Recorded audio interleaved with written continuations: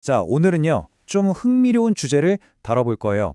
어떤 중대한 정치 문제를 한 영적 스승이 어떻게 개인적인 성장의 문제로 풀어내는지 그 얘기를 좀 해보려고 합니다. 정부 정책 때문에 세상이 시끌시끌하죠.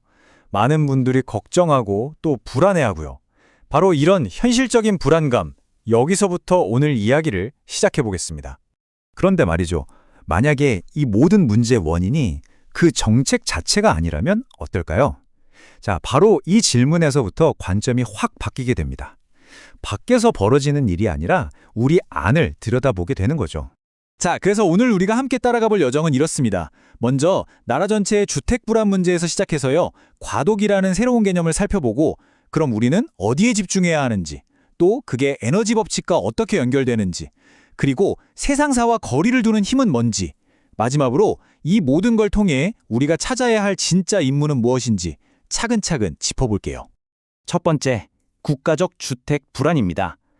아시다시피 새로운 주택 정책 하나 때문에 정말 말들이 많잖아요. 논쟁도 뜨겁고 걱정도 깊고요. 오늘 다룰 이야기의 배경이 바로 이 지점입니다. 자, 그런데 여기서 아주 재미있는 관점이 등장합니다. 바로 지금 이 시끄러운 시기를 그냥 위기가 아니라 과도기라고 보는 건데요. 과도기라니, 이게 대체 무슨 뜻일까요? 이 과도기라는 말이 핵심인데요. 원본 자료에선 이걸 이렇게 설명해요.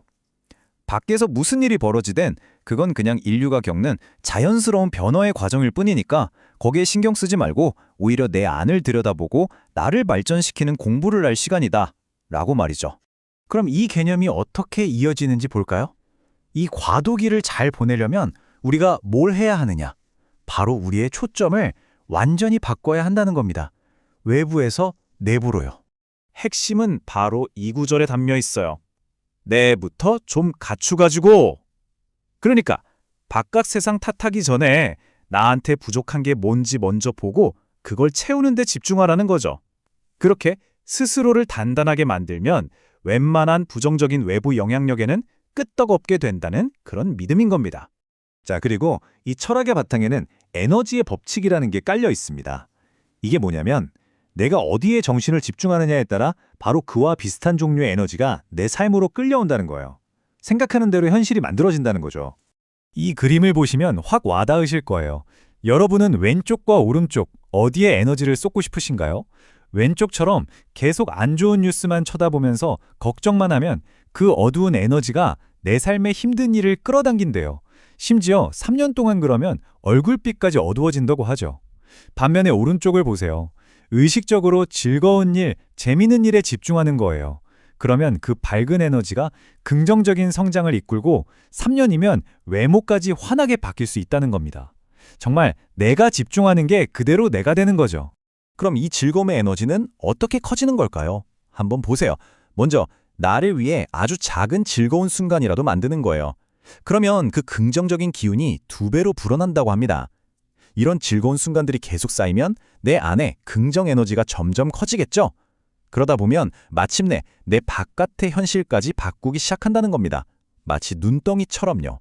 자, 그럼 구체적으로 어떻게 하라는 걸까요? 세상이 시끄러울 때 뉴스를 들여다보는 대신 우리는 뭘 해야 할까요? 바로 그 실천적인 방법에 대한 이야기입니다. 그 해답이 바로 이 한마디에 담겨 있어요. 적끼리 하라 그러고 법문 듣는 거 하나라도 더 하자고. 그러니까 정치인들이나 세상 사람들이 뭘 하던 그건 그냥 그들 일로 내버려 두고 우리는 그 시간에 차라리 내 공부, 내면을 닦는 공부를 하나라도 더 하자는 거죠. 외부의 소음에서 벗어나서 내면의 성장에 다시 집중하라는 아주 명확한 메시지입니다. 자, 그럼 이제 정리를 한번 해볼까요? 이 모든 이야기들이 결국 우리에게 전하려는 궁극적인 메시지는 과연 무엇일까요? 바로 이겁니다. 진짜 안정감이라는 건요, 정부가 어떤 정책을 내놓느냐, 세상이 어떻게 돌아가느냐에 달려있는 게 아니라는 거예요. 진짜 안정은 오직 당신의 내면 상태에서만 온다는 것. 이게 바로 모든 걸 관통하는 핵심 메시지입니다. 마지막으로 여러분께 이 질문을 던지면서 마무리할까 합니다. 이렇게 정보가 홍수처럼 쏟아지는 시대에 어쩌면 우리에게 가장 큰 힘은 무엇을 더 많이 아는가가 아니라 무엇을 무시할지 용기 있게 선택하는 그 힘이 아닐까요? 이 질문에 대해 한 번쯤 생각해 보시는 것도 좋을 것 같습니다.